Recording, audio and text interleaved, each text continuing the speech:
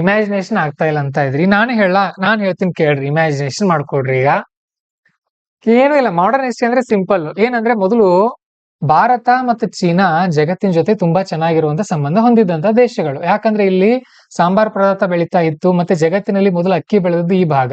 ಎಲ್ಲಾ ದೇಶಗಳೊಂದಿಗೆ ನಮ್ದು ವ್ಯಾಪಾರ ಚೆನ್ನಾಗಿತ್ತು. ಆಮೇಲೆ ಪ್ರಾಚೀನ ಭಾರತ ಇತಿಹಾಸ, ಮಧ್ಯಯುಗದ ಭಾರತ ಇತಿಹಾಸ ಏನೇನಾಯ್ತು ನಂಗೂ ನೆನಪಿಲ್ಲ. 1457 1453 ಏನಾಯ್ತು ಅಂದ್ರೆ ಕಾನ್ಸ್ಟಾಂಟಿನೋಪಲ್ ಪತನ ಅಂತ ಆಗತ್ತೆ. ಎಲ್ಲಿ ಬರುತ್ತದು? ಮ್ಯಾಪ್ ನಲ್ಲಿ ತೋರ್ಸೋಣ ಇರ್ರಿ. ಆನ್ಲೈನ್ ಅವ್ರು ಮುಗಿದಿದೆ, ಕ್ಲಾಸ್ ಹೋಗ್ಬೋದು. ಇಂಟ್ರೆಸ್ಟ್ ಇದ್ರೆ ಕೇಳ್ರಿ. ಮಾಡರ್ನ್ ಹಿಸ್ಟ್ರಿ ಬಗ್ಗೆ ಓವರ್ ಆಲ್ ಒಂದು ಐಡಿಯಾ ಕೊಟ್ಬಿಡ್ತೀನಿ. ಇಷ್ಟಾದ್ರೆ ನೀವು ಸುಮ್ಮನೆ ತಿಳ್ಕೊಂಡ್ಬಿಡ್ತೀರಿ. ಇದು ನಮ್ದು ವರ್ಲ್ಡ್ ಅನ್ಕೊಳ್ರಿ. ಇದು ನಮ್ ದೇಶ ಎಲ್ಲ. ಈ ಕಡೆ ಚೀನಾ ಎಲ್ಲ ಬರುತ್ತೆ, ಈ ಕಡೆ ಆಸ್ಟ್ರೇಲಿಯಾ ಇದೆ, ಈ ಕಡೆ ಇವು ರಾಷ್ಟ್ರಗಳು, ಈ ಕಡೆ ಯುರೋಪ್, ಈ ಕಡೆ ಆಫ್ರಿಕಾ, ಈ ಕಡೆ ಸೌತ್ ಅಮೆರಿಕಾ, ಇಲ್ಲಿ ನಾರ್ತ್ ಅಮೆರಿಕಾ. ನಮ್ ಭಾರತದಿಂದ ಈ ಭಾಗಕ್ಕೆಲ್ಲ ಸಾಂಬಾರ ಪದಾರ್ಥಗಳು ಈ ಕಡೆಯಿಂದ ಹೋಗ್ತಾ ಇತ್ತು. ಓಕೆ, ಇಲ್ಲಿ ಹೋಗ್ತಾ ಇದ್ದಂಥದ್ದು ಒಂದ್ಸಾರಿ ಏನಾಯ್ತು, ಇಲ್ಲಿ ಕಾನ್ಸ್ಟಾಂಟಿನೋಪಲ್ ಅಂತ ಬರುತ್ತೆ, ಅದನ್ನ ಅಟೋಮಾನ್ ಟರ್ಕರು ಅಂತ ಬರ್ತಾರೆ. ಅವ್ರು ಅದನ್ನ ವಶಪಡಿಸ್ಕೊಳ್ತಾರೆ. ಆ ದಾರಿಯನ್ನ ವಶಪಡಿಸ್ಕೊಂಡು ಇಲ್ಲಿಂದ ಇಲ್ಲಿ ಹೋಗ್ತಾ ಇದ್ದಂತ ವಸ್ತುಗಳಿಗೆ ಸಿಕ್ಕಾಪಟ್ಟೆ ಟ್ಯಾಕ್ಸ್ ಹಾಕೋಕ್ ಸ್ಟಾರ್ಟ್ ಮಾಡ್ತಾರ ಅವ್ರು. ಟ್ಯಾಕ್ಸ್ ಈಗ ಡೊನಾಲ್ಡ್ ಟ್ರಂಪ್ ತರ ಟ್ಯಾಕ್ಸ್ ಹಾಕೋಕ್ ಸ್ಟಾರ್ಟ್ ಮಾಡಿದ್ರೆ ಹೇಗೆ ನಡೆಯುತ್ತೆ ಹೇಳ್ರಿ? ನಡೆಯಲ್ಲ ಅಲ್ವಾ? ಸೊ ಆ ಕಾರಣಕ್ಕೆ ಏನಾಯ್ತು, ಇಲ್ಲಿರೋರು ಏನ್ ಮಾಡ್ತಾರೆ, ನಾವು ಭಾರತಕ್ಕೆ ವಾಪಸ್ ಹೇಗಾದ್ರೂ ಹೋಗ್ಲೇಬೇಕು. ಇಲ್ಲಿ ಸಾಂಬಾರ್ ಪದಾರ್ಥಗಳು ತುಂಬಾ ಚೆನ್ನಾಗಿರುತ್ತೆ ನಮ್ಮ ದೇಶದಲ್ಲಿ. ಇವರು ಎಲ್ಲಾ ತರದ ಪ್ಯಾನ್ಗಳನ್ನ ಮಾಡೋಕ್ ಸ್ಟಾರ್ಟ್ ಮಾಡ್ತಾರೆ. ಅವಾಗ ಹಡಗಿನ ಅನ್ವೇಷಣೆ ಆಗತ್ತೆ. ಹಡಗು ಅದಕ್ಕಿಂತ ಮುಂಚೆನೆ ಇತ್ತು. ಇಷ್ಟು ದೂರ ಬರ್ಬೇಕಲ್ವಾ ಅವ್ರು? ಇಷ್ಟು ದೂರ ಬರ್ಬೇಕಾದ್ರೆ ಒಬ್ಬ ಬರ್ತಾಲೋಮಿಯೋಸ್ ಡಯಾಸ್ ಅವನು ಇಲ್ಲಿವರೆಗೂ ಬರ್ತಾನೆ. ಅವನೆಲ್ಲ ಬಂದವನು. ಸೊ ಇಲ್ಲಿ ಮಡಗಾಸ್ಕರ್ ಅಂತ ಇದೆ, ಇಲ್ಲಿ ಬಂದು ಅವನು ಭಾರತ ಸಿಕ್ ಬಿಡ್ತು ಅಂತ ಖುಷಿ ಆಗುತ್ತೆ, ಅವನಿಗೆ ವಾಪಸ್ ಹೋಗ್ಬಿಡ್ತಾನ ಅವನು. ಆದ್ರೆ ಅವ್ನು ನಿಜವಾಗ್ಲೂ ಭಾರತಕ್ಕೆ ಬಂದಿರಲ್ಲ ಆಗ. ಆಮೇಲೆ ಈ ಕಡೆ ಕೊಲಂಬಸ್ ಅಂತ ಈ ಕಡೆ ಒಬ್ಬ ಹೋಗ್ತಾನೆ, ಅವನು ವೆಸ್ಟ್ ಇಂಡೀಸ್ ನೋಡ್ತಾನೆ, ಭಾರತ ಸಿಕ್ ಬಿಡ್ತು ಅಂತ ಆತ ಖುಷಿ ಪಡ್ತಾನೆ. ಆದ್ರೆ ಅವನಿಗೂ ಕೂಡ ಭಾರತ ಸಿಕ್ಕಿರೋದಿಲ್ಲ. ಆಮೇಲೆ ಕೊನೆಗೆ ಭಾರತಕ್ಕೆ 1498 ಬಂದವನು ವಾಸ್ಕೋ ಡ ಗಾಮ. ಓಕೆ, ವಾಸ್ಕೋ ಡ ಗಾಮ ಯಾರವನು? ಪೋರ್ಚುಗೀಸರವನು ಬರ್ತಾನೆ. ಹಾಗೆ ಪೋರ್ಚುಗೀಸರು, ಡಚ್ರು ಮತ್ತೆ ಯಾರ್ಯಾರು ಬರ್ತಾರೆ. ಹಾಗೇನೆ ಸುಮಾರು 1600ನೇ ಇಸ್ವಿನಲ್ಲಿ ಇವರು ಇಲ್ಲಿ ಬ್ರಿಟನ್ ನಲ್ಲಿ ಈಸ್ಟ್ ಇಂಡಿಯಾ ಕಂಪನಿ ಅಂತ ಒಂದು ಕಂಪನಿ ಸ್ಟಾರ್ಟ್ ಆಗುತ್ತೆ. ಅದೊಂದು ಪ್ರೈವೇಟ್ ಕಂಪನಿ. ಅವರು ಅದನ್ನ ಮಾಡಿದ್ದು ಬಿಸ್ನೆಸ್ಗೋಸ್ಕರ, ಶುದ್ಧ ಬಿಸ್ನೆಸ್ಗೋಸ್ಕರ ಮಾಡಿದ್ರೆ ಅದನ್ನ. ಅವರು ಪರ್ಮಿಷನ್ ತಗೊಳ್ತಾರೆ. ಏನ್ ಪರ್ಮಿಷನ್ ತಗೊಳ್ತಾರಂತ ಅಂದ್ರೆ, ಭಾರತಕ್ಕೆ ನಾವು ಇಂಗ್ಲೆಂಡ್ ನಿಂದ ನಮ್ಮ ಕಂಪನಿ ಮಾತ್ರ ಹೋಗುತ್ತೆ, ಬೇರೆ ಯಾವ ಇಂಗ್ಲೆಂಡ್ ನಿಂದ ಕಂಪನಿನೂ ಬರೋ ಹಾಗಿಲ್ಲ. ಅದನ್ನೇನಂತ ಕರಿತೀವಿ? ಏಕಸ್ವಾಮ್ಯ. ಓಕೆ, ಅದು ಏನಂತ ಕರಿತೀವಿ, ಏನೋ ಅಂತಾರ ಅದಕ್ಕೆ, ದಸ್ತಕಲ್ಲ, ಏನಂದ್ರಿ? ಮೊನೋಪೋಲಿ, ಏನೋ ಒಂದು ಪರ್ಮಿಷನ್ ಪಡಿತಾರ ಅವ್ರು. ಫರ್ಮಾನ್ ಇಲ್ಲಿ ಕೊಡ್ತಾನೆ ಈತ. ಇಲ್ಲ, ಅವ್ರದ್ದು ಇಂಗ್ಲಿಷ್ ವರ್ಡ್ ಆಗತ್ತದು, ದಸ್ತಕ್ ಅಂತ ಬರಲ್ಲ. ಓಕೆ, ಆತ ಇಂಗ್ಲೆಂಡ್ ನಿಂದ ಅವ್ರಷ್ಟೇ ಬರ್ತಾರೆ. ಬಂದು ಇಲ್ಲಿ ಜಹಾಂಗೀರ್ ಆಸ್ಥಾನಕ್ಕೆ ಬರ್ತಾನ ಆತ. ಯಾರು ಬರ್ತಾರೆ? ಇಂಗ್ಲೆಂಡ್ ನವ್ರು, ಈಸ್ಟ್ ಇಂಡಿಯಾ ಕಂಪನಿ ಅವ್ರು ಜಹಾಂಗೀರ್ ಆಸ್ಥಾನಕ್ಕೆ ಬರ್ತಾರೆ. ಎಷ್ಟನೇ ಇಸ್ವಿ ಜಹಾಂಗೀರ್ ಇದಾನಂತ ಅಂದ್ರೆ ಎಷ್ಟನೇ ಇಸ್ವಿ ಅದು ಗೊತ್ತಿರ್ಬೇಕು ನಿಮ್ಗೆ. ಮೊಘಲರದ್ದು ಮೊದಲು ಬಂದವನು ಬಾಬರ್. ಓಕೆ, ಬಾಬರ್ನ ಮಗ ಹುಮಾಯೂನ್ ನ ಮಗ ಅಕ್ಬರ್ನ ಮಗ ಜಹಾಂಗೀರ್ನ ಮಗ ಶಹಜಾನ್ ನ ಮಗ ಔರಂಗಜೇಬ್. ಇದಿಷ್ಟು ಪವರ್ಫುಲ್ ಕಿಂಗ್ಡಮ್ ಇವ್ರದ್ದು. ಇದರ ನಂತರ ವೀಕ್ ಆಯ್ತು. ಔರಂಗಜೇಬ್ ದೊಡ್ಡ ದೊರೆ ಈತ. ಇವನು ಮಾಡಿರುವಂತ ತಪ್ಪುಗಳಿಂದಾನೇ ಇವ್ರ ಸಾಮ್ರಾಜ್ಯ ಕುಸಿತ ಆರಂಭ ಆಯ್ತು. ತುಂಬಾ ದೊಡ್ಡ ಸಾಮ್ರಾಜ್ಯನೇ ಇವಂದೇ ಇತ್ತು, ಬಟ್ ಹಾಳು ಮಾಡಿದ್ದು ಕೂಡ ಇವನೇ, ಬೆಳೆಸಿದ್ದು ಇವನೇ, ಹಾಳು ಮಾಡಿದ್ದು ಕೂಡ ಇವನೇ. ಓಕೆ, ಇದರಲ್ಲಿ ಪ್ರತಿಯೊಬ್ಬರದ್ದು ಒಂದೊಂದು ವಿಶೇಷತೆ ಇದೆ. ಅಕ್ಬರ್ದು ಧರ್ಮ ಸಹಿಷ್ಣುತೆ ಒಂದು. ಓಕೆ, ಜಹಾಂಗೀರ್ಂದು ಚಿತ್ರಕಲೆ. ಓಕೆ, ಶಹಜಹಾನ್ದು ಒಂದು ತಾಜ್ ಮಹಲ್. ಓಕೆ, ಆಮೇಲೆ ಔರಂಗಜೇಬ್ದು ಕ್ರೂರ ನೀತಿ, ಒಂದು ಕ್ರೂರ ಆಡಳಿತ ಇತ್ತೊಂದು, ಗೊತ್ತಿರಲಿ. ಓಕೆ, ಬಾಬರ್ ತುಂಬಾ ಶಕ್ತಿಶಾಲಿ ಇದ್ದ. ಹುಮಾಯೂನ್ ಅಂತ ಹೇಳ್ಕೊಳ್ಳುವಂತ ಸಾಧನೆ ಏನಿರ್ಲಿಲ್ಲ. ಬಾಬರ್ ಈತ ಬಂದಿರೋದು ಈ ಕಡೆಯಿಂದ ಎಲ್ಲೋ ಬಂದಿದ್ದ ಆತ. ಓಕೆ, ತುಂಬಾ 60-70ನೇ ವರ್ಷದಲ್ಲೆಲ್ಲ ಯುದ್ಧ ಮಾಡಿರೋರು. ನಾವು 30ನೇ ವರ್ಷಕ್ಕೆ ಕೈಕಾಲು ನಸಬಹುದು. ಓಕೆ, ಸೊ ಈತ ಬಂದ್ರು, ಬ್ರಿಟಿಷರವ್ರು ಬಂದು ಇಲ್ಲಿ ಪರ್ಮಿಷನ್ ತಗೊಳ್ತಾರೆ, ವ್ಯಾಪಾರ ಮಾಡೋ ಪರ್ಮಿಷನ್ ತಗೊಂಡ್ರು. ಹಾಗೇನೆ ಯಾರ್ಯಾರು ಬ್ರಿಟಿಷರು ಈ ಕಡೆ ಬಂದ್ರು, ಆಮೇಲೆ ಪೋರ್ಚುಗೀಸರು ಬಂದ್ರು, ಮತ್ತೆ ಫ್ರೆಂಚರು ಬಂದ್ರು, ಡಚ್ಚರು ಬಂದ್ರು. ಹೀಗೆಲ್ರು ಕೂಡ ಈ ಕಡೆ ಬರೋಕ್ ಸ್ಟಾರ್ಟ್ ಮಾಡ್ತಾರೆ. ಯಾಕೆ ಬಂದಿದ್ದು ಹೇಳ್ರಿ? ಅವ್ರು ಮುಖ್ಯವಾಗಿ ವ್ಯಾಪಾರ ಮಾಡೋಕೆ. ಅವ್ನು ಏನ್ ಬಂದಿರ್ತಾನಲ್ಲ, ಫಸ್ಟ್ ಬಂದವನು ವಾಸ್ಕೋ ಡ ಗಾಮ, ಇಲ್ಲಿಂದ ತಗೊಂಡು ಹೋಗ್ತಾನೆ, ಡಬಲ್ ರೇಟಿಂಗ್ ಮಾರ್ಬಿಡ್ತಾನೆ, ಎಲ್ಲ ಸಿಕ್ಕಾಪಟ್ಟೆ ಪ್ರಾಫಿಟ್ ಆಗ್ಬಿಡುತ್ತೆ. ಹಾಗಾಗಿ ನಾವು ಹೋಗ್ತೀವಿ ಅಂತ ಎಲ್ರು ಬರೋಕ್ ಸ್ಟಾರ್ಟ್ ಮಾಡ್ತಾರೆ. ಬಂದು ಇಲ್ಲಿ ವ್ಯಾಪಾರ ಸ್ಟಾರ್ಟ್ ಮಾಡ್ತಾರೆ ಹಂತ ಹಂತವಾಗಿ.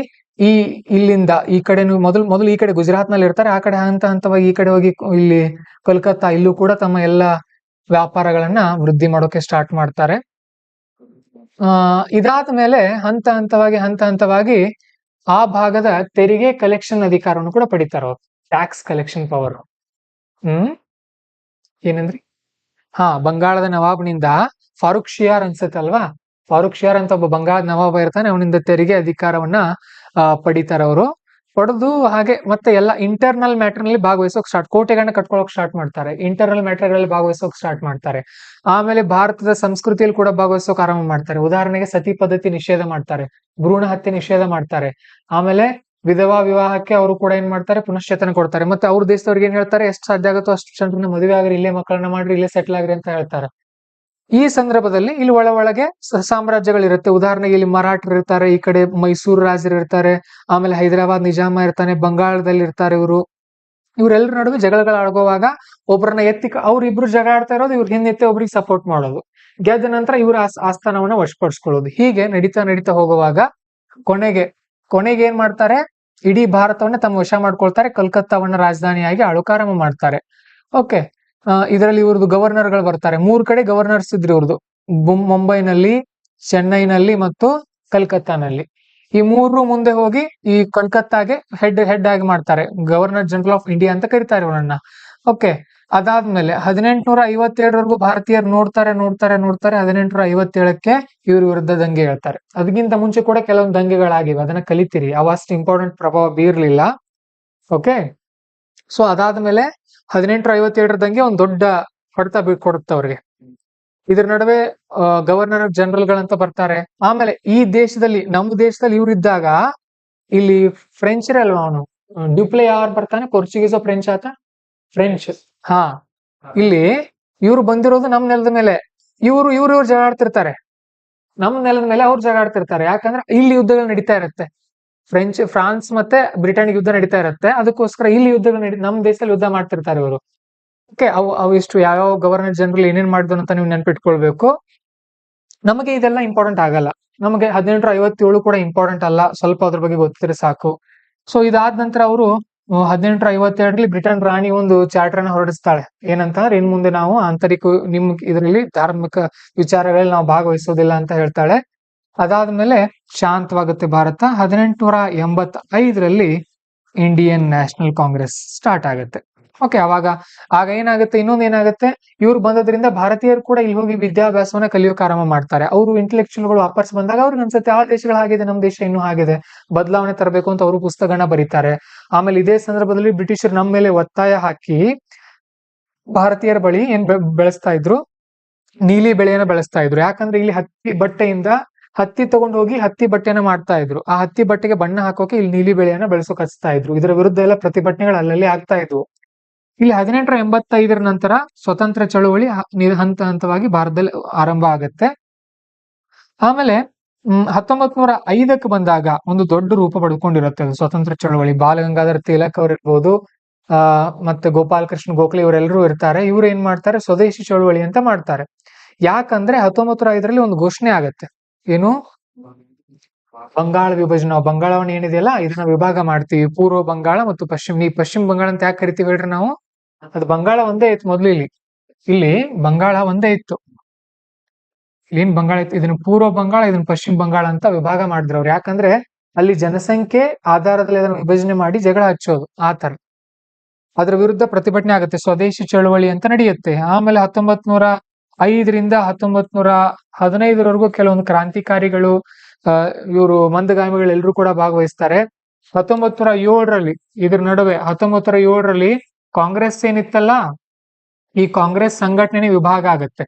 ಯಾಕಂದ್ರೆ ಕ್ರಾಂತಿಕಾರಿಗಳು ಏನಂತಿರ್ತಾರೆ, ಇದೇನು 1905ರ ಹೋರಾಟ ಇದೆಯಲ್ಲ, ಇದು ಬಂಗಾಳದಲ್ಲಿ ಮಾತ್ರ ಇದೆ, ಇದನ್ನ ಇಡೀ ದೇಶ ತುಂಬಾ ಮಾಡೋಣ ಅಂತಿರ್ತಾರೆ. ಆದ್ರೆ ಶಾಂತಿ ಮಂದಗಾಮಿಗಳು ಇದು ಬರೀ ಬಂಗಾಳದಲ್ಲಿ ಇದೆ, ಇಲ್ಲಿ ಮಾತ್ರ ಚರ್ಚೆ ಮಾಡೋಣ ಇದನ್ನ ಅಂತಿರ್ತಾರೆ. ಹಾಗಾಗಿ ಕಾಂಗ್ರೆಸ್ ಸ್ಪ್ಲಿಟ್ ಆಗುತ್ತೆ, ಸೂರತ್ ಸ್ಪ್ಲಿಟ್ ಅಂತ ಕರಿತೀವಿ. ಆಮೇಲೆ ಮುಂದೆ 1911ರಲ್ಲಿ ಕರೆಕ್ಟ್ 1911 ಮರ್ಜ್ ಆಗತ್ತಲ್ಲ ಕಾಂಗ್ರೆಸ್. ಇಸ್ವಿ ಒಂದ್ಸಾರಿ ಚೆಕ್ ಮಾಡ್ಕೊಡ್ರಿ, ಲಕ್ನೋನಲ್ಲಿ ಒಂದು ಸೆಷನ್ ನಡೆಯುತ್ತೆ. ಓಕೆ, ಲಕ್ನೋ ಸೆಷನ್ ಅಲ್ಲಿ ಮತ್ತೆ ಕಾಂಗ್ರೆಸ್ ಮರ್ಜ್ ಆಗತ್ತೆ, ಎರಡು ಕೂಡ. ಅಲ್ಲ, ಹರಿಪುರ್ ಸುಭಾಷ್ ಚಂದ್ರ ಬೋಸ್ ಅವ್ರದ್ದು ಬರುತ್ತೆ ಮುಂದೆ. ಓಕೆ, ಇದು ನಾನು ಹೇಗ್ ನೆನ್ಪಿಟ್ಟಿದ್ದೀನಿ ಅಂದ್ರೆ, ಸೂರತ್ದು ಸ್ಪ್ಲಿಟ್. ಓಕೆ, ಲಕ್ನೋದು ಲವ್ ಅಂತ ನೆನ್ಪಿಟ್ಟಿದ್ದೆ ನಾನು. ಅಂದ್ರೆ ಜಾಯಿನ್ ಆದದ್ದು ಎಲ್ಲೋ, ಸ್ಪ್ಲಿಟ್ ಆದದ್ದು ಸೂರತ್, ಹಿಂಗ್ ನೆನ್ಪಿಟ್ಟಿದ್ದೀನಿ. ಓಕೆ, ಸೊ ಮರ್ಜ್ ಆಗತ್ ಮತ್ತೆ ಹಾಗೆ ಚಳವಳಿಗಳು ನಡೀತಾ ಇರತ್ತೆ. ಆಗ ಎಂಟ್ರಿ ಕೊಡ್ತಾರ ನೋಡ್ರಿ ರಾಹುಲ್ ಗಾಂಧೀಜಿ. ರಾಹುಲ್ ಗಾಂಧಿ ಅಲ್ಲ, ಇವರು ಅಂದ್ರೆ ಮೊನ್ನೆ ಒಂದ್ ರೀಲ್ ನೋಡ್ತಾ ಇದ್ದೆ ನಾನು. ಅದರಲ್ಲಿ ಹಾಗೆ ತೋರಿಸಿದ್ರು, ಅವರು ಏನೋ ಕಂಪೇರ್ ಮಾಡಿ ತೋರಿಸಿದ್ರು. 1915ರಲ್ಲಿ ಮಹಾತ್ಮ ಗಾಂಧೀಜಿ ಬರ್ತಾರೆ. ಮಹಾತ್ಮ ಗಾಂಧೀಜಿ ಬಂದು 1 ವರ್ಷ 2 ವರ್ಷ ಅವ್ರು ಬಂದ ತಕ್ಷಣ ಯಾವುದೇ ರಾಜಕೀಯ ಪಕ್ಷಕ್ಕೆ ಸೇರ್ಕೊಳ್ಳೋದಿಲ್ಲ.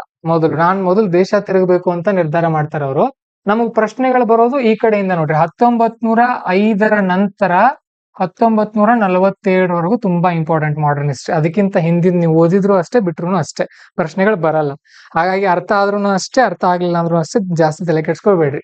ಇಲ್ಲಿ 1917ಕ್ಕೆ ಏನ್ ಬರ್ತಾರಲ್ಲ, ಇವ್ರು ಮೊದಲು ಪಾಲ್ಗೊಂಡಿದ್ದು ಚಂಪಾರಣ ಸತ್ಯಾಗ್ರಹದಲ್ಲಿ. ಚಂಪಾರಣ ಅಂತ ಒಂದು ಪ್ಲೇಸ್ ಇರುತ್ತೆ, ಅಲ್ಲಿ ರೈತರದ್ದು ಏನೋ ಒಂದು ಸಮಸ್ಯೆ ಆಗಿರುತ್ತೆ. ನೀಲಿ ಬೆಳೆದಲ್ವಾ ಅಲ್ಲಿ. ನೀಲಿ ಬೆಳೆ ವಿರುದ್ಧ ಹೋರಾಟ ಮಾಡ್ತಾರೆ. ಅದಾದ್ಮೇಲೆ ಅಹಮದಾಬಾದ್ ಮಿಲ್ ಸ್ಟ್ರೈಕ್, ಅಲ್ಲಿ ವರ್ಕರ್ಗಳು ನಮಗೆ ಸಂಬಳ ಜಾಸ್ತಿ ಮಾಡ್ರಿ ಅಂತ ಹೋರಾಟ ಮಾಡ್ತಿರ್ತಾರೆ. ಹಾ ಎಸ್, ಆ ವರ್ಕರ್ಗಳಿಗೂ ಕೂಡ ಹೋಗಿ ಸಪೋರ್ಟ್ ಮಾಡ್ತಾರೆ. ಇದಾದ್ಮೇಲೆ ಬಾರ್ದೋಲಿ ಸತ್ಯಾಗ್ರಹ ಅಂತ ಬರುತ್ತೆ. ಓಕೆ, ಬಾರ್ದೋಲಿ ಸತ್ಯಾಗ್ರಹ ಅಂಡ್ ಖೇದಾ ಸತ್ಯಾಗ್ರಹ. ಖೇದಾ ಇರಬಹುದಲ್ವಾ, ಬಾರ್ದೋಲಿ ಅಂತ ಒಂದಿದೆ, ಖೇದಾ ಅಂತ ಒಂದಿದೆ. ಒಂದಕ್ಕೆ ಯಾವ್ದು ವಲ್ಲಭಾಯ್ ಪಟೇಲ್ ಅವರು ಹೋಗ್ತಾರೆ. ಓಕೆ, ಇದಾದ್ಮೇಲೆ ಗಾಂಧೀಜಿಯವರ ಪ್ರಚಾರ, ಅವ್ರು ಮೊದಲೇ ದೇಶ ತುಂಬಾ ತಿರುಗಾಡಿರ್ತಾರಲ್ಲ, ಎಲ್ಲಾ ಕಡೆ ಪ್ರಚಾರ ಆಗುತ್ತೆ. ಇದಾದ್ಮೇಲೆ ಮುಂದೆ 1918ರಲ್ಲಿ ಇದು ಬರುತ್ತೆ, ಏನು ಸೈಮನ್ ಕಮಿಷನ್, ಕರೆಕ್ಟಾ? ಅಲ್ಲಲ್ಲ ಬಾ, ಸೈಮನ್ ಕಮಿಷನ್ 27ರಲ್ಲಿ ಏನೋ ಬಂದಿದೆ ಅದು. 1918ರಲ್ಲಿ ಒಂದು ಕಾಯ್ದೆ ಬರುತ್ತೆ ಬ್ರಿಟಿಷರದ್ದು. ಆ ಕಾಯ್ದೆ ಹೆಸರು ನಂಗೆ ನೆನಪು ಬರ್ತಾ ಇಲ್ಲ. ಅದ್ ಹೇಗಿರುತ್ತೆ ಅಂದ್ರೆ, ವಿಚಾರಣೆ ಇಲ್ದೇನೆ ಅರೆಸ್ಟ್ ಮಾಡೋದು. ದೇಶದ್ರೋಹ ಕಾಯ್ದೆ ಒಂದು ರೌಲತ್ ಆಕ್ಟ್ ಬರುತ್ತೆ ನೋಡ್ರಿ. ನೆನಪು ಬಂತು, ರೌಲತ್ ಆಕ್ಟ್ ಅಂತ ಬರುತ್ತೆ. ಸೊ ಆ ರೌಲತ್ ಆಕ್ಟ್ ನಿಂದ ಏನಾಗುತ್ತಂತ ಅಂದ್ರೆ, ಯಾವುದೇ ರೀತಿಯ ವಿಚಾರಣೆ ಇಲ್ದೇನೆ ಅರೆಸ್ಟ್ ಮಾಡ್ಕೊಂಡು ಹೋಗ್ಬೋದು ಪೊಲೀಸರು ಅಂತ ಬರುತ್ತೆ. ಅದರ ವಿರುದ್ಧ ಭಾರತೀಯರು ಪ್ರತಿಭಟನೆ ಮಾಡೋಕ್ ಸ್ಟಾರ್ಟ್ ಮಾಡ್ತಾರೆ.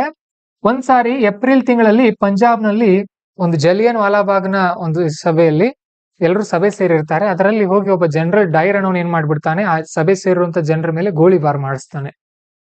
ಇದರ ವಿರುದ್ಧ ಭಾರತೀಯರು ಕ್ರೋಧಗೊಳ್ತಾರೆ. ಹಾಗೇನೆ ಅದೇ ಸಂದರ್ಭದಲ್ಲಿ ಟರ್ಕಿ ದೇಶದಲ್ಲಿ, ಇಲ್ಲಿ ಟರ್ಕಿ ಅನ್ನುವಂತ ದೇಶ ಇದೆ, ಇಲ್ಲಿ ಬ್ರಿಟಿಷರು ಅಲ್ಲಿರುವಂತ ಖಿಲಾಫತ್ ಅನ್ನುವಂತ ಒಬ್ಬ ಮುಖ್ಯಸ್ಥರ ಅಧಿಕಾರವನ್ನ ಕಸಿದುಕೊಂಡಿರ್ತಾರೆ. ಮುಸ್ಲಿಮರು ಅದ್ರ ವಿರುದ್ಧ ಕೋಪಗೊಂಡಿರ್ತಾರೆ. ಸೊ ಎರಡೂ ಸೇರ್ಕೊಂಡು ನಾನ್ cooperation movement plus Khilafat movement ಅಂತ ಸ್ಟಾರ್ಟ್ ಆಗುತ್ತೆ ಭಾರತದಲ್ಲಿ 1919-20 ಟೈಮ್ ನಲ್ಲಿ. ಇದು ಮೊದಲ ಇಂಪಾರ್ಟೆಂಟ್ ಸತ್ಯಾಗ್ರಹ ಗಾಂಧೀಜಿಯವರು ಮಾಡಿರೋದು. ಇಡೀ ದೇಶ ತುಂಬಾ ಪ್ರಚಾರ ಬರುತ್ತೆ. ನಾನ್ ಕೋಆಪರೇಷನ್ ಮೂವ್ಮೆಂಟ್ ಅಂತ ಕರಿತೀವಿ, ಕನ್ನಡದಲ್ಲಿ ಅಸಹಕಾರ ಚಳವಳಿ. ಇದು ನಡೆಯುವಾಗ 1921ರಲ್ಲಿ ಏನಾಗುತ್ತೆ, ಒಂದ್ ಕಡೆ ಪೊಲೀಸ್ ಸ್ಟೇಷನ್ಗೆ ಬೆಂಕಿ ಹಚ್ತಾರೆ ನಮ್ ಜನ. ಯಾಕಂದ್ರೆ ಪೊಲೀಸರು ಲಾಠಿ ಚಾರ್ಜ್ ಮಾಡಿರ್ತಾರೆ. 22 ಪೊಲೀಸರಿಗೆ ಬೆಂಕಿ ಹಚ್ಚಿ ಪೊಲೀಸ್ ಸ್ಟೇಷನ್ ಸುಟ್ಟು ಬಿಡ್ತಾರೆ ನಮ್ ಜನ. ಹಾಗಾಗಿ ಮಹಾತ್ಮ ಗಾಂಧೀಜಿಯವರು ಈ ಹೋರಾಟದಿಂದ ಹಿಂದೆ ಸರಿತಾರೆ. ಹಿಂದೆ ಸರಿದ ನಂತರ ಆಗ ಮತ್ತೆ ಸ್ವಲ್ಪ ದಿನ ಗ್ಯಾಪ್ ಆಗುತ್ತೆ. ಸ್ವಲ್ಪ ದಿನ ಗ್ಯಾಪ್ ಆದ್ಮೇಲೆ 1900 ಇವ್ರನ್ನೆಲ್ಲ ಜೈಲ್ಗೆ ಹಾಕಿರ್ತಾರೆ. 1930-31-32 ಆ ಟೈಮ್ ನಲ್ಲಿ ನೋಡಿ, ಇದ್ರ ನಡುವೆ ಮತ್ತೆ ಸೈಮನ್ ಕಮಿಷನ್ ಬರುತ್ತೆ. ಇಲ್ಲಿ 1927ರಲ್ಲಿ ಸೈಮನ್ ಕಮಿಷನ್ ಅಂತ ಒಂದು ಬರುತ್ತೆ. ಸೈಮನ್ ಕಮಿಷನ್ ಯಾಕೆ ಬರುತ್ತೆ ಅಂತ ಅಂದ್ರೆ, 1919ರಲ್ಲಿ ಒಂದು ಬ್ರಿಟಿಷ್ ಕಾಯ್ದೆ ಬಂದಿರುತ್ತೆ, ಮಾಂಟೆಗೋ ಚೇಮ್ಸ್ಫೋರ್ಡ್ ಆಕ್ಟ್ ಅಂತ ಕರಿತೀವಿ ನಾವು. ಅದಕ್ಕಿಂತ ಹಿಂದೆ 1909ರಲ್ಲಿ ಮಾರ್ಲೆ ಮಿಂಟೋ ಸುಧಾರಣೆಗಳು ಅಂತ ಬಂದಿರುತ್ತೆ. ಓಕೆ, ಈ 1919ರ ಕಾಯ್ದೆ ಇದ್ರ ಕೆಲಸ ಸರಿಯಾಗಿ ಮಾಡ್ತೋ ಇಲ್ವೋ ಅಂತ ಚೆಕ್ ಮಾಡೋಕೆ ಒಂದು ಕಮಿಷನ್ ನೇಮಕ ಮಾಡ್ತಾರೆ, ಅದೇ ಸೈಮನ್ ಕಮಿಷನ್. ಅದರಲ್ಲಿ ಒಬ್ರು ಭಾರತೀಯರು ಇರೋದಿಲ್ಲ. ಓಕೆ, ಒಬ್ರು ಭಾರತೀಯರು ಇರೋದಿಲ್ಲ. ಹಾಗಾಗಿ ಅದರ ವಿರುದ್ಧ ಭಾರತೀಯರು ಪ್ರತಿಭಟನೆ ಮಾಡೋಕೆ ಆರಂಭ ಮಾಡ್ತಾರೆ. ಪ್ರತಿಭಟನೆ ಮಾಡೋಕೆ ಆರಂಭ ಮಾಡಿದಾಗ ಲಾಲಾ ಲಜಪತ್ ರಾಯ್ ಅವರು ಪೊಲೀಸ್ ಅವರ ಲಾಠಿ ಏಟಿಗೆ ಹೊಡೆತ ತಿಂದು ಮರಣ ಹೊಂದುತ್ತಾರೆ. ಇದರ ವಿರುದ್ಧ ಕೋಪಗೊಂಡು ಭಗತ್ ಸಿಂಗ್ ಮತ್ತೆ ರಾಜಗುರು ಸುಖದೇವ್ ಇವರು ಏನ್ ಮಾಡ್ತಾರೆ, ಒಬ್ಬ ಬ್ರಿಟಿಷ್ ಅಧಿಕಾರಿನ ಕೊಲೆ ಮಾಡ್ತಾರೆ. ಇದ್ರ ನಡುವೆ ಹಲವಾರು ಸಂಘಟನೆ ಹುಟ್ಕೊಂಡಿವೆ ಭಾರತದಲ್ಲಿ, ಅದನ್ನು ಕೂಡ ಕಲಿತೀರಿ ಮಾಡರ್ನ್ ಹಿಸ್ಟ್ರಿನಲ್ಲಿ. ಸೊ ಏನ್ ಮಾಡಿದ್ರು, ಕೊಲೆ ಮಾಡಿದ್ರು ಅವರು. ಕೊಲೆ ಮಾಡಿದ ನಂತರ ಮುಂದೆ ಭಗತ್ ಸಿಂಗ್ ಅವರು ಪಾರ್ಲಿಮೆಂಟ್ ನಲ್ಲಿ ಕೂಡ ಹೋಗಿ ಬಾಂಬ್ ಹಾಕ್ತಾರೆ. ಈ ಕಡೆ ಭಾರತೀಯರ ಹೋರಾಟ ತುಂಬಾ ದೊಡ್ಡ ಮಟ್ಟದಲ್ಲಿ ಆಗೋದ್ರಿಂದ ರೌಂಡ್ ಟೇಬಲ್ ಕಾನ್ಫರೆನ್ಸ್ ಅಂತ ಕರೀತಾರೆ ಬ್ರಿಟಿಷರು. 1929-30ರಲ್ಲಿ ಇರ್ವಿನ್ ಅಂತ ಇರ್ತಾನೆ, ಲಾರ್ಡ್ ಇರ್ವಿನ್ ಅಂತ ಗವರ್ನರ್ ಜನರಲ್ ಇರ್ತಾನೆ, ವೈಸ್ರಾಯ್ ಇರ್ತಾನೆ. ಸೊ ಆತ ಬ್ರಿಟನ್ ಕರೆದು ಬನ್ನಿ ಭಾರತದವ್ರು ಮೀಟಿಂಗ್ ಮಾಡೋ ಅಂತ ಕರ್ಕೊಂಡು ಹೋಗ್ತಾನೆ. ಅದಕ್ಕೆ 1ನೇ ಮೀಟಿಂಗ್ ನಲ್ಲಿ ಮಹಾತ್ಮ ಗಾಂಧೀಜಿ ಭಾಗವಹಿಸಿರೋದಿಲ್ಲ, ಕಾಂಗ್ರೆಸ್ನವ್ರು ಯಾರು ಇರಲ್ಲ, ಅಂಬೇಡ್ಕರ್ ಇರ್ತಾರೆ. 3 ಮೀಟಿಂಗ್ ಗಳಲ್ಲಿ ಅಂಬೇಡ್ಕರ್ ಅವರು ಪಾಲ್ಗೊಂಡಿದ್ದಾರೆ. ನೆನ್ಪಿಟ್ಕೊಡೋದನ್ನ ಪ್ರಿಲಿಮ್ಸ್ ಅಲ್ಲಿ ಕೇಳ್ಬೋದು. ಮಹಾತ್ಮ ಗಾಂಧೀಜಿ 1ನೇದ್ರಲ್ಲಿ ಇರ್ಲಿಲ್ಲ. ಅದು ಈ ರೌಂಡ್ ಟೇಬಲ್ ಕಾನ್ಫರೆನ್ಸ್ ಏನಿದೆಯಲ್ಲ, ಇದು ಮೊಟ್ಟ ಮೊದಲ ಬಾರಿಗೆ ಇತಿಹಾಸದಲ್ಲಿ ಇಂಗ್ಲಿಷರು ಭಾರತೀಯರನ್ನ ಸಮಾನವಾಗಿ ನೋಡಿದ್ದು. ಅದಕ್ಕಿಂತ ಮುಂಚೆ ನಮ್ಮನ್ನ ಕೀಳಾಗಿ ಕಾಣ್ತಾ ಇದ್ರು ಅವರು. ರೌಂಡ್ ಟೇಬಲ್ ಕಾನ್ಫರೆನ್ಸ್ ನಲ್ಲಿ ಎಲ್ಲೂ ಸುತ್ತು ಕೂತ್ಕೊಂಡು ಮಾತಾಡೋದು. ಸೊ 1ನೇದು ಯಶಸ್ವಿ ಆಗಲ್ಲ, ಯಾಕಂದ್ರೆ ಇಡೀ ದೇಶವನ್ನ ರೆಪ್ರೆಸೆಂಟ್ ಮಾಡ್ತಾ ಇದ್ದಂತ ಪಕ್ಷ ಕಾಂಗ್ರೆಸ್ನವರು ಇಲ್ಲ ಅಂದ್ರೆ ಅದು ಹೇಗೆ ಯಶಸ್ವಿ ಆಗುತ್ತೆ. 2ನೇ ರೌಂಡ್ ಟೇಬಲ್ ಕಾನ್ಫರೆನ್ಸ್ಗೆ ಮಹಾತ್ಮ ಗಾಂಧೀಜಿ ಅವರನ್ನ ಒಪ್ಪಿಸ್ತಾನೆ. ಯಾರು? ಇರ್ವಿನ್ ಒಪ್ಪಿಸ್ತಾನೆ. ಗಾಂಧೀಜಿ ಹೋಗ್ತಾರಲ್ಲಿ, ಗಾಂಧೀಜಿ ಹೋಗಿ ಮಾತಾಡ್ತಾರೆ. ಅದಕ್ಕಿಂತ ಮುಂಚೆನೆ ಇವರು ದಂಡಿ ಮೆರವಣಿಗೆನ ಸ್ಟಾರ್ಟ್ ಮಾಡಿರ್ತಾರೆ. ರೌಂಡ್ ಟೇಬಲ್ ಕಾನ್ಫರೆನ್ಸ್ ಗಿಂತ ಮುಂಚೆ ದಂಡಿ ಸತ್ಯಾಗ್ರಹ ಯಾಕೆ ಮಾಡಿರ್ತಾರೆ ಅಂತ ಅಂದ್ರೆ, ಉಪ್ಪಿನ ಮೇಲೆ ಟ್ಯಾಕ್ಸ್ ಹಾಕಿರ್ತಾರೆ ಬ್ರಿಟಿಷರು. ತಿನ್ನೋ ಉಪ್ಪಿನ ಮೇಲೆ ಕೂಡ ನೀವು ಟ್ಯಾಕ್ಸ್ ಹಾಕಿದ್ರೆ ಹೇಗೆ ಅಂತ ಭಾರತೀಯರು ಅದರ ವಿರುದ್ಧ ಹೋರಾಟ ಮಾಡ್ತಿರ್ತಾರೆ. ದಂಡಿ ಮೆರವಣಿಗೆ ಅದು ಕೂಡ, ಅದನ್ನ ನಾವು ಅದೇನು ಅಂತೀವಲ್ಲ, ದಂಡಿ ಮೆರವಣಿಗೆ ಇನ್ನೊಂದು ಏನ್ ಹೆಸರಿದೆ, ಕಾನೂನು ಭಂಗ ಚಳವಳಿ, ಸಿವಿಲ್ ಡಿಸ್ಒಬಿಡಿಯನ್ಸ್ ಮೂವ್ಮೆಂಟ್ ಅಂತ ಕರಿತೀವಿ. CDM, NCM 1ನೇದು, 2ನೇದು CDM. So Irwin ಏನ್ ಮಾತು ಕೊಡ್ತಾನೆ, ಸರಿ ನಿಮ್ ಸಮಸ್ಯೆಯನ್ನ ಬಗೆಹರಿಸ್ತೀವಿ ಬನ್ನಿ ರೌಂಡ್ ಟೇಬಲ್ ಕಾನ್ಫರೆನ್ಸ್ ಅಂತ ಕರೀತಾನೆ. 2ನೇ ರೌಂಡ್ ಟೇಬಲ್ ಕಾನ್ಫರೆನ್ಸ್ ಹೋಗೋಕ್ಕಿಂತ ಮುಂಚೆ ಗಾಂಧೀಜಿಯವರು CDM ಅನ್ನ ಸ್ವಲ್ಪ ಸ್ಟಾಪ್ ಮಾಡ್ತಾರೆ, ಹೋಲ್ಡ್ ಮಾಡ್ತಾರೆ ಅದನ್ನ. ಆ ಮೀಟಿಂಗ್ ಹೋಗಿ ಬರ್ತಾರೆ, ಅಲ್ಲಿ ಅವ್ರಿಗೆ ತೃಪ್ತಿ ಆಗಲ್ಲ. ಮತ್ತೆ ರೌಂಡ್ ಟೇಬಲ್ ಇದು ಏನಾಗುತ್ತೆ, CDM ಮುಂದುವರಿಯುತ್ತೆ ಹಾಗೆ. ಆದ್ರೆ ಬರ್ತಾ ಬರ್ತಾ ಬರ್ತಾ ಅದು ಕೂಡ ಡಲ್ ಆಗಿ ನಿಂತ್ಕೊಳ್ಳುತ್ತೆ. ಇದರ ನಡುವೆ 1934-35ರಲ್ಲಿ ಬ್ರಿಟಿಷರು ಏನ್ ಘೋಷಣೆ ಮಾಡ್ತಾರೆ, ನಾವು SC/ST ಅವರಿಗೂ ಕೂಡ ಏನ್ ಮಾಡ್ತೀವಿ, ಪ್ರತ್ಯೇಕ ಮತದಾರ ವ್ಯವಸ್ಥೆ ಕೊಡ್ತೀವಿ ಅಂತ ಹೇಳ್ತಾರೆ.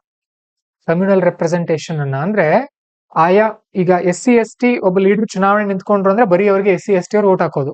ಈ ತರ ಇದು ಮುಸ್ಲಿಮರಿಗಿತ್ತು, ಕೆಲವೊಂದು ಧರ್ಮದವರು ಕೊಟ್ಟಿದ್ರು. ಇದನ್ನ SC/ST ಕೂಡ ಕೊಡ್ತೀವಿ ಅಂತ ಬ್ರಿಟಿಷರು ಹೇಳ್ತಾರೆ. ಇದರ ವಿರುದ್ಧ ಗಾಂಧೀಜಿಯವರು ಪ್ರತಿಭಟನೆ ಮಾಡಿ ಉಪವಾಸ ಸತ್ಯಾಗ್ರಹ ಕೂತ್ಕೊಳ್ತಾರೆ. ಪುನಃ ಜೈಲಿನಲ್ಲಿ ಇರ್ತಾರೆ ಅವರು. ಸೊ ಅಂಬೇಡ್ಕರ್ ಅವರು ಅದಕ್ಕೆ ಸಪೋರ್ಟ್ ಮಾಡ್ತಿರ್ತಾರೆ. ಕೊನೆಗೆ ಅಂಬೇಡ್ಕರ್ ಅವ್ರನ್ನ ಒಂದಿಬ್ರು ಲೀಡರ್ಗಳ ಕರ್ಕೊಂಡು ಹೋಗಿ ಬೇಡ, ಆ ತರ ಮಾಡೋದು ಬೇಡ, ಯಾಕಂದ್ರೆ SC/STs ಕೂಡ ಹಿಂದೂಗಳೇ ಆಗ್ತಾರೆ, ಅವರು ಪ್ರತ್ಯೇಕ ಮತಗಟ್ಟೆ ವ್ಯವಸ್ಥೆನ ಏನಾದ್ರು ಮಾಡಿದ್ರೆ ನಮ್ಮ ದೇಶದಲ್ಲಿ ಅಸ್ಪೃಶ್ಯತೆ ನಿರ್ಮೂಲನೆ ಆಗಲ್ಲ, ಅದನ್ನ ಮಾಡೋದು ಬೇಡ ಅಂತ ಹೇಳಿ ಪುನಃ ಒಪ್ಪಂದ ಆಗತ್ತೆ 1935ರಲ್ಲಿ. ಯಾರ್ಯಾರ ನಡುವೆ? ಮಹಾತ್ಮ ಗಾಂಧೀಜಿ 34-35ನಲ್ಲಿ ಮಹಾತ್ಮ ಗಾಂಧೀಜಿ ಮತ್ತು ಸುಭಾಷ್ ಚಂದ್ರ ಬೋಸ್ ನಡುವೆ ಪುನಃ ಒಪ್ಪಂದ ಆಗತ್ತೆ. ಪುನಃ ಒಪ್ಪಂದ ಆದ್ಮೇಲೆ ಅಂಬೇಡ್ಕರ್ ಅವ್ರ ನಡುವೆ ಪುನಃ ಒಪ್ಪಂದ ಆಗತ್ತೆ. ಇದಾದ್ಮೇಲೆ ಈ ಕಡೆ 1938-39ರಲ್ಲಿ ಇದು ಏನದು, ರಾವಿ ನದಿ ದಂಡಿ ಮೇಲೆ ಜವಾಹರ್ಲಾಲ್ ನೆಹರು ಧ್ವಜ ಹಾರಿಸ್ತಾರಲ್ಲ, ಯಾವಾಗ 29 ಅಲ್ಲ, ಅದು 1929. ಯಾರೇ ನೆನಪಿದೆ? ಜವಾಹರ್ಲಾಲ್ ನೆಹರು ಅವರು ಇದಕ್ಕಿಂತ ಮುಂಚೆನೆ 1929 ಅಥವಾ 30ರಲ್ಲಿ, ನನಗೆ ನೆನಪಿದೆ, 1929ರಲ್ಲಿ ಏನ್ ಮಾಡ್ತಾರೆ, ಜವಾಹರ್ಲಾಲ್ ನೆಹರು ಅವರು ಕಾಂಗ್ರೆಸ್ ಅಧ್ಯಕ್ಷರಾಗಿರ್ತಾರೆ. ಕಾಂಗ್ರೆಸ್ ಅಧ್ಯಕ್ಷರಾಗಿ ನಮಗೆ ಸಂಪೂರ್ಣ ಸ್ವಾತಂತ್ರ್ಯ ಕೊಡ್ಬೇಕು, ನಮಗೆ ಪೂರ್ಣ ಸ್ವರಾಜ್ಯ ಕೊಡಬೇಕು ಅಂತ ಹೇಳಿ ಧ್ವಜ ಹಾರಿಸ್ತಿರ್ತಾರೆ ಆಗಲೇ 1929ರಲ್ಲಿ. ಈ 38-39ರಲ್ಲಿ ಸುಭಾಷ್ ಚಂದ್ರ ಬೋಸ್ ಅವರು ಕಾಂಗ್ರೆಸ್ನ ಅಧ್ಯಕ್ಷರಾಗಿರ್ತಾರೆ. 1ನೇ ಸಾರಿ ಅವರೇ ಅಧ್ಯಕ್ಷರಾಗಿ, 2ನೇ ಸಾರಿನೂ ಮತ್ತೆ ನಿಂತ್ಕೊಳ್ಳುವಾಗ ಮಹಾತ್ಮ ಗಾಂಧೀಜಿ ಅವರಿಗೆ ಇವ್ರ ಸೂಟ್ ಅನ್ಸಲ್ಲ. ಹಾಗಾಗಿ ಏನ್ ಮಾಡ್ತಾರೆ, ಪಟ್ಟಾಭಿ ಸೀತಾರಾಮಯ್ಯನವ್ರನ್ನ ಕೂಡ ಚುನಾವಣೆ ನಿಲ್ಲಿಸ್ತಾರೆ. ಬಟ್ ಪಟ್ಟಾಭಿ ಸೀತಾರಾಮಯ್ಯ ಸೋಲ್ತಾರೆ. ಸೋತಾಗ ಮಹಾತ್ಮ ಗಾಂಧೀಜಿ ಏನ್ ಹೇಳ್ತಾರೆ, ಇವ್ರ ಸೋಲು ನನ್ನ ಸೋಲು ಅಂತ ಹೇಳ್ತಾರೆ. ಸುಭಾಷ್ ಚಂದ್ರ ಬೋಸ್ ಅವರು ಸರಿ, ಹಾಗಾದ್ರೆ ನೀವಿರ್ರಿ ಇದ್ರಲ್ಲಿ ಅಂತ ಹೇಳಿ ಸರಿತಾರೆ. ಅಧ್ಯಕ್ಷ ಸ್ಥಾನಕ್ಕೆ ರಾಜೀನಾಮೆ ಕೊಟ್ಟು ಫಾರ್ವರ್ಡ್ ಬ್ಲಾಕ್ ಅನ್ನುವಂತ ಒಂದು ಸಂಘಟನೆಯನ್ನ ಸ್ಟಾರ್ಟ್ ಮಾಡ್ತಾರೆ ಕಾಂಗ್ರೆಸ್ ಒಳಗಡೆನೆ. ಓಕೆ, ಅದಾದ್ಮೇಲೆ ಅವ್ರನ್ನ ಬ್ರಿಟಿಷರು ಅರೆಸ್ಟ್ ಮಾಡ್ತಾರೆ. ಅರೆಸ್ಟ್ ಮಾಡಿ ಮನೆಯೊಳಗಡೆ ಗೃಹ ಬಂಧನದಲ್ಲಿ ಇರಿಸ್ತಾರೆ ಕಲ್ಕತ್ತಾದಲ್ಲಿ. ಅಲ್ಲಿಂದ ತಪ್ಸ್ಕೊಂಡು ಆ ಕಡೆ ಇದಕ್ಕೆ ಹೋಗ್ತಾರೆ, ರಷ್ಯಾಕ್ ಹೋಗ್ತಾರೆ. ರಷ್ಯಾದಿಂದ ಜರ್ಮನಿಗೆ ಹೋಗ್ತಾರೆ. ಜಪಾನ್ದಿಂದ ಜರ್ಮನಿಯಿಂದ ವಾಪಸ್ ಜಪಾನ್ಗೆ ಬರ್ತಾರೆ. ಅಲ್ಲಿ ಇಂಡಿಯನ್ ನ್ಯಾಷನಲ್ ಆರ್ಮಿಯನ್ನ ಕಟ್ತಾರೆ. ಅವ್ರು ಕಟ್ಟಿರೋದಲ್ಲ, ಅದು ಮೊದಲೇ ಮೋಹನ್ ಸಿಂಗ್ ಅನ್ನೋ ಒಬ್ಬ ಕಟ್ಟಿರ್ತಾನೆ. ಸೊ ಅದನ್ನ ಅವ್ರು ತಗೊಳ್ತಾರೆ. ತಗೊಂಡು ಭಾರತದ ಮೊದಲ ಪ್ರಧಾನಿ ಅಥವಾ ಮೊದಲ ಅಧಿಕೃತ ಸೈನ್ಯ ಅಂತ ಘೋಷಣೆ ಮಾಡ್ಕೊಳ್ತಾರೆ. ಈ ಕಡೆ ಬ್ರಿಟಿಷರ ಮೇಲೆ ದಾಳಿ ಮಾಡ್ತಾ ಬರ್ತಿರ್ತಾರೆ 1945 ಆ ಟೈಮ್ನಲ್ಲಿ. ಒಂದ್ಸಾರಿ ಯಾಕಡೆ ಸಿಂಗಾಪುರ್ಗೂ ಹೋಗುವಾಗ ಅದು ವಿಮಾನ ಅಪಘಾತ ಆಗಿ ಮರಣ ಹೊಂದಿದ್ರು ಅಂತ ಹೇಳ್ತಾರೆ. ಓಕೆ, ಇದು ಸುಭಾಷ್ ಚಂದ್ರ ಬೋಸ್ ಅವ್ರದ್ದು. ಇನ್ನು ಈ ಕಡೆ ಏನಾಗ್ತಾ ಇರುತ್ತೆ ನಮ್ಮ ದೇಶದ ಒಳಗಡೆ, ಈ ಕಡೆ 1938 ಸುಭಾಷ್ ಚಂದ್ರ ಬೋಸ್ ಅವ್ರದ್ದಾಯ್ತು. 1942ರಲ್ಲಿ ಅಕ್ಟೋಬರ್ ಡೇಟ್ ಏನೋ ನೆನಪಿದೆ, 5-10. ಇದಕ್ಕಿಂತ ಮುಂಚೆ ಇನ್ನೊಂದು ಪಾಯಿಂಟ್ ಹೇಳ್ಬೇಕು ನಾವು. 1915 ಅನ್ಸುತ್ತೆ ಮುಸ್ಲಿಂ ಲೀಗ್ ಸ್ಟಾರ್ಟ್ ಆದದ್ದು. 15 5 10 1906ರಲ್ಲಿ ಈ ಕಡೆ ಇಂಡಿಯನ್ ನ್ಯಾಷನಲ್ ಕಾಂಗ್ರೆಸ್ ಸ್ಟ್ರಾಂಗ್ ಆಗ್ತಾ ಇರುತ್ತೆ. ಓಕೆ, ಹಾಗಾಗಿ ಬ್ರಿಟಿಷರು ಏನ್ ಮಾಡ್ತಾರೆ, ಮುಸ್ಲಿಂ ಲೀಗ್ ಅನ್ನ ಸ್ಟಾರ್ಟ್ ಮಾಡಿಸ್ತಾರೆ. ಯಾಕಂದ್ರೆ ಇದಕ್ಕೆ ಅಡ್ಡಗಾಲಾಗಬೇಕು, ಇದು ಹಿಂದೂಗಳು, ಇದನ್ನ ನೋಡಿ ಅವಾಗ ಹಿಂದೂಗಳದ್ದು ಅಂತ ಇದ್ರು ಕಾಂಗ್ರೆಸ್ ಅನ್ನ, ಅಂದ್ರೆ ಒಡೆದಾಳೋ ನೀತಿ ರಾಜಕಾರಣಿಗಳದ್ದು. ಓಕೆ, ಅವಾಗ ಹಿಂದೂಗಳ ಪಕ್ಷ ಕಾಂಗ್ರೆಸ್.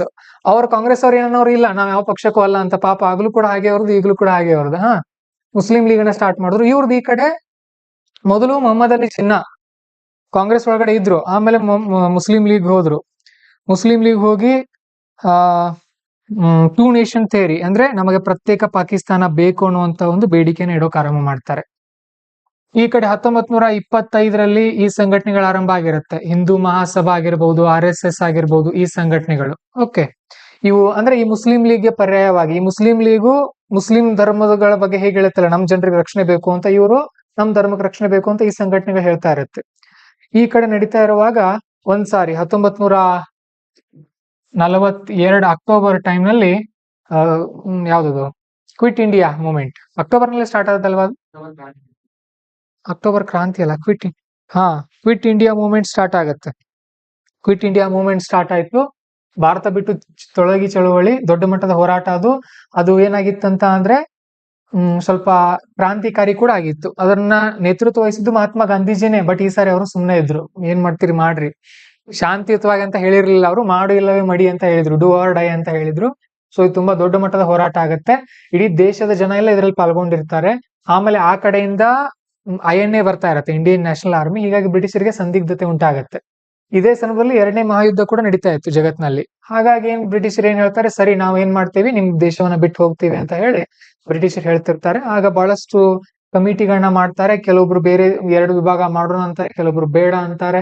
ಒಟ್ನಲ್ಲಿ ಕೊನೆಗೆ ಲಾರ್ಡ್ ಮೌಂಟ್ ಬ್ಯಾಟನ್ ಅನ್ನ ಕಳಿಸ್ತಾರೆ. ಕಳಿಸಿ ಆತ ಏನ್ ಮಾಡ್ತಾನೆ, 1948 ಒಂದ್ ಟಾರ್ಗೆಟ್ ಹಾಕೊಂಡಿರ್ತಾರ ಅವ್ರು, 1948 ಜೂನ್ ಒಳಗಡೆ ನಾವು ವಾಪಸ್ ಹೋಗ್ಬಿಡ್ತೀವಿ ಅಂತ ಹೇಳಿರ್ತಾರೆ. ಆದ್ರೂ ಕೂಡ ಈ ಕಡೆ 1947 ಆಗಸ್ಟ್ 15 ಮೌಂಟ್ ಬ್ಯಾಟನ್ ಸೆಲೆಕ್ಟ್ ಮಾಡ್ಕೊಳ್ತಾನೆ. ಯಾಕಂದ್ರೆ ಜಪಾನ್ 1945ರಲ್ಲಿ ಶರಣಾಗತಿ ಹೊಂದಿರುತ್ತೆ, ಆಗಸ್ಟ್ 15ನೇ ತಾರೀಕು. ಹಾಗಾಗಿ ಆ ಡೇಟ್ ನೆನಪಿಗೋಸ್ಕರ ಅಂತ ಇದನ್ನ ಸೆಲೆಕ್ಟ್ ಮಾಡ್ಕೊಂಡು ಆತ ವಾಪಸ್ ಹೋಗ್ತಾನೆ. ಅದು ಹೋದ ತಕ್ಷಣ ಏನಾಗುತ್ತೆ, ಭಾರತದಲ್ಲಿ ಈ ಕಡೆ ನಮ್ಮ ಭಾರತ, ಆ ಕಡೆ ಪಾಕಿಸ್ತಾನ ಅಂತ 2 ವಿಭಾಗ ಆಗತ್ತೆ. ಹಾಗೇನೆ ಇಲ್ಲಿ ಪೂರ್ವ ಪಾಕಿಸ್ತಾನ ಅಂತ ಮಾಡ್ತಾರೆ ಬಾಂಗ್ಲಾದೇಶವನ್ನ. ನಮ್ಮ ಭಾರತದಲ್ಲಿರುವಂತಹ ಕೆಲವು ಮುಸ್ಲಿಮರು ಹೋಗಲ್ಲ ಪಾಕಿಸ್ತಾನಕ್ಕೆ, ನಾವು ಮೊದಲಿಂದ ಇಲ್ಲೇ ಇದೀವಿ ಅಂತ ಹೇಳ್ತಾರೆ. ಇಲ್ಲಿರುವಂತಹ ಕೆಲವೊಂದು ಹಿಂದೂಗಳ ಮೇಲೆ ಇಲ್ಲಿರುವಂತ ಮುಸ್ಲಿಮರು ದಾಳಿ ಮಾಡೋಕ್ ಸ್ಟಾರ್ಟ್ ಮಾಡ್ತಾರೆ. ಹಾಗಾಗಿ ಇಲ್ಲಿ ಭಾರತದಲ್ಲಿರುವಂತಹ ಹಿಂದೂಗಳು ಮುಸ್ಲಿಮರ ಮೇಲೆ ದಾಳಿ ಮಾಡೋಕ್ ಸ್ಟಾರ್ಟ್ ಮಾಡ್ತಾರೆ. ಕೋಮು ಗಲಭೆಗಳು ಉಂಟಾಗತ್ತೆ. ಹಾಗಾಗಿ ಮಹಾತ್ಮ ಗಾಂಧೀಜಿ ಹೋಗಿ ಉಪವಾಸ ಕುಳಿತುಕೊಳ್ತಾರೆ. 1948 ಜನವರಿ 10-12ರಿಂದ ಉಪವಾಸ ಕುಳಿತುಕೊಳ್ತಾರೆ ಅವರು. ಜನವರಿ 10ಕ್ಕೆ ಉಪವಾಸ ಕುಳಿತುಕೊಂಡು ಜನವರಿ 18ನೇ ತಾರೀಕುವರೆಗೂ ಉಪವಾಸ ಕುಳಿತುಕೊಳ್ತಾರೆ. ಅವಾಗ ಒಂದು 8 ದಿನ ದೊಡ್ಡ ಕೋಮು ಗಲಭೆಗಳಾಗಿ ಶಾಂತ ಆಗುತ್ತೆ ದೇಶ. ಆಮೇಲೆ ಜನವರಿ 30ನೇ ತಾರೀಕು ಗೋಡ್ಸೆ ಮಹಾತ್ಮ ಗಾಂಧೀಜಿ ಅವ್ರನ್ನ ಕೊಲ್ತಾನೆ. ಆಮೇಲೆ 1940 ಇದ್ರ ನಡುವೆ 1948ರಲ್ಲಿ 48ರಲ್ಲಿ ಸಂವಿಧಾನ ಬರೆಯೋಕೆ ಯಾವಾಗ ಕೊಡ್ತಾರೆ? 46ರಲ್ಲಿ ಸ್ಟಾರ್ಟ್ ಆಗಿತ್ತ ಬರೆಯೋದು? 46 ಅಂದ್ರೆ 47, 48, 49 2 ವರ್ಷ. ಎಷ್ಟು ದಿನ? 11 ತಿಂಗಳು. 2 ವರ್ಷ, ನಿಯರ್ಲಿ 3 ವರ್ಷ. ಈ ಕಡೆ ಜವಾಹರ್ಲಾಲ್ ನೆಹರು ಅವ್ರನ್ನ ಟೆಂಪರರಿ ಪ್ರಧಾನಮಂತ್ರಿಯಾಗಿ ಮಾಡಿರ್ತಾರೆ ಭಾರತದಲ್ಲಿ. ಸೊ 1946ರಿಂದ 48ರವರೆಗೂ ಇವರು ಅಂಬೇಡ್ಕರ್ ಅವ್ರ ನೇತೃತ್ವದಲ್ಲಿ ಸಂವಿಧಾನ ರಚನೆ ಆಗತ್ತೆ. 1949 ನವೆಂಬರ್ 26ರಂದು ಸಂವಿಧಾನವನ್ನ ಅಂಗೀಕರಿಸಲಾಗತ್ತೆ, ಒಪ್ಕೊಳ್ಳೋದು. ಅದಾದ್ಮೇಲೆ 1950 ಜನವರಿ 26ರಂದು ಏನ್ ಮಾಡ್ಲಾಗತ್ತೆ, ಸಂವಿಧಾನವನ್ನ ಜಾರಿಗೆ ತಗೊಂಡ್ ಬರ್ಲಾಗತ್ತೆ. ಆಮೇಲೆ 1951ರಲ್ಲಿ ಪ್ರಥಮ ಬಾರಿಗೆ ಚುನಾವಣೆ ನಡೆಯುತ್ತೆ ದೇಶದಲ್ಲಿ. ಈ ಚುನಾವಣೆ ರಿಸಲ್ಟ್ ಸ್ವಲ್ಪ ನೆನಪಿಟ್ಕೊಡ್ರಿ, ಯಾವ ಪಕ್ಷ ಎಷ್ಟು ಬಂತು ಅಂತ. ಬಹುಶಃ ವಿರೋಧ ಪಕ್ಷ ಇರ್ಲಿಲ್ಲ ಅವಾಗ, ಯಾವ ಪಕ್ಷಕ್ಕೂ ಕೂಡ ಅಷ್ಟೊಂದು ಬಹುಮತ ಬರಲಿಲ್ಲ. ಕಾಂಗ್ರೆಸ್ ಒಂದೇ ಅತಿ ಹೆಚ್ಚು ಸೀಟ್ಗಳನ್ನ ಗೆದ್ದಿತ್ತು. ಅದಾದ್ಮೇಲೆ ಉಳಿದಿರೋದೇನಿದೆಯಲ್ಲ ಅದು ಪೋಸ್ಟ್ ಇಂಡಿಪೆಂಡೆನ್ಸ್ ಅಲ್ಲಿ ಕಲಿತೀವಿ ನಾವು. ಇಷ್ಟಿದೆ ನೋಡ್ರಿ ಮಾಡರ್ನ್ ಹಿಸ್ಟ್ರಿ. ಇನ್ನೂ ಬೇಕಂದ್ರೆ ಒಂದ್ ಚಾನಲ್ ರೆಕಮೆಂಡ್ ಮಾಡ್ತೀನಿ ನಿಮಗೆ. ಯಾರಿಗೆ ಇನ್ನೂ ಡೀಟೇಲ್ ಆಗಿ ಬೇಕು ಸರ್, ನಮಗೆ ಒಂದೇ ಫ್ಲೋ ನಲ್ಲಿ ಬೇಕು ಅಂದ್ರೆ AMIS ಕನ್ನಡ ಅಂತ ಒಂದ್ ಚಾನಲ್ ಇದೆ, ನೋಡಿದಿರಿ? AMIS ಕನ್ನಡ ಅಂತ ಪವನ್ ಸರ್ ಅಂತ ಹೇಳಿದ್ದಾರೆ. ಒಂದು 20 ಅವರ್ ಕ್ಲಾಸ್ ಇದೆ. ತುಂಬಾ ಚೆನ್ನಾಗಿ ಹೇಳಿದಾರೆ, ಅದನ್ನು ಕೂಡ ನೀವು ರೆಫರ್ ಮಾಡಬಹುದು. ಇಷ್ಟು ಕ್ಲಾರಿಟಿ ಇರ್ಬೇಕು ನಿಮ್ಮ ಮೈಂಡ್ ಅಲ್ಲಿ. ಇಷ್ಟೇ ಮಾಡರ್ನ್ ಹಿಸ್ಟ್ರಿ. ಅರ್ಧ ಗಂಟೆಲಿ ಹೇಳ್ಬಿಟ್ಟಿದ್ದೀನಿ ನೋಡ್ರಿ. ಇಷ್ಟು ಕ್ಲಾರಿಟಿ ಸಿಕ್ಕರೆ ಮೇನ್ ಸೆನ್ಸರ್ ಬರೆಯೋಕೆ ನಿಮಗೆ ಯೂಸ್ ಆಗುತ್ತೆ. ಇನ್ನು ಪ್ರಿಲಿಮ್ಸ್ ಅಲ್ಲಿ ಅಷ್ಟೊಂದು ಇಂಪಾರ್ಟೆಂಟ್ ಅಲ್ಲ ಇದು. ಮಾಡರ್ನ್ ಹಿಸ್ಟ್ರಿ ಪ್ರಿಲಿಮ್ಸ್ಗೆ ಅಷ್ಟು ಇಂಪಾರ್ಟೆಂಟ್ ಅಲ್ಲ, ನೆನ್ಪಿಟ್ಕೊಡ್ರಿ. ಸರಿ, ನಾಳೆ ನಿಮಗೆ 3 ಇಂಡಿಯನ್ ಸೊಸೈಟಿ ಪ್ರಶ್ನೆಗಳಿರುತ್ತೆ ಟೆಸ್ಟ್ ಮಧ್ಯಾಹ್ನ. ಬೆಳಿಗ್ಗೆ ಕ್ಲಾಸ್ ಇರುತ್ತೆ ನಾಳೆ, ಗೊತ್ತಿರಲಿ. ಮತ್ತೆ 3 ಇಂಡಿಯನ್ ಸೊಸೈಟಿ ಕ್ವಶನ್ಸ್, ಒಂದು ಎಥಿಕ್ಸ್ 10 ಮಾರ್ಕ್ಸ್ ಕ್ವಶನ್, ಒಂದು case study. Total 1 hour exam ಮಧ್ಯಾಹ್ನ. ನಾಳೆ ತಪ್ಪಿಸ್ಬೇಡ್ರಿ, ಬರೀರಿ. ಬರೆದು ಚೆಕ್ ಮಾಡ್ತೀವಿ. ಓಕೆ, ಈ ಸರ್ತಿನೂ ಕೂಡ ಜಯಲಕ್ಷ್ಮಿ ಮತ್ತು ಶಾಬಾಜ್ ಟಾಪರ್ ಅಲ್ವಾ? ನಾಳೆ ಬಹುಮಾನ ಕೊಡ್ತೀವಿ ನಿಮಗೂ. ಉದಯಪ್ಪ ಅವ್ರ ಅರ್ಥ ಆಯ್ತಾ? ಒಂದ್ ಸ್ವಲ್ಪ ಸ್ವಲ್ಪ ಅರ್ಥ ಆಗಿರ್ಬೋದು. ಇರ್ಲಿ, ಅಂದ್ರೆ ನಮಗೆ ನಿಮ್ಗೆ ಒಂದ್ ಮಾತು ಹೇಳ್ತೀನಿ, ನೀವ್ ಹೇಗ್ ಓದ್ಬೇಕು ಅಂತ ಅಂದ್ರೆ, UPSC ನಲ್ಲಿ ಪ್ರತಿಯೊಂದು ವರ್ಡ್ ಟು ವರ್ಡ್ ನೆನ್ಪಿಟ್ಕೊಳ್ಳೋ ಅಗತ್ಯ ಇಲ್ಲ. ಆದ್ರೆ ಅಕ್ಕಪಕ್ಕದಾದ್ರೂ ಗೊತ್ತಿರ್ಬೇಕು ನಿಮ್ಗೆ. ಈ ಪೂನಾ ಒಪ್ಪಂದ 1935 ಅಂತ ನಿಮ್ಗೆ ಗೊತ್ತಿರುತ್ತೆ, ನನಗೆ 34 ಅಂತಾದ್ರೂ ಗೊತ್ತಿರುತ್ತೆ, ಸಾಕು. ಅಷ್ಟು ನಮ್ಗೆ ಗೊತ್ತಿದ್ರೆ ನಾವು ಉತ್ತರ ಬರಿಬಹುದು UPSC ನಲ್ಲಿ. ಗೊತ್ತಿರಲಿಲ್ಲ ಅಂದ್ರೆ 1930 ದಶಕ ಅಂತ ಬರೆಯೋದಷ್ಟೇ. ಅಷ್ಟು ಗೊತ್ತಿದ್ರು ನಡೆಯುತ್ತೆ. Okay, will continue after few days.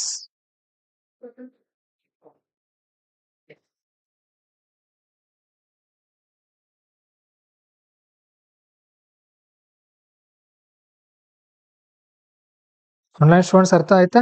All the best. End ಮಾಡ್ರಿ.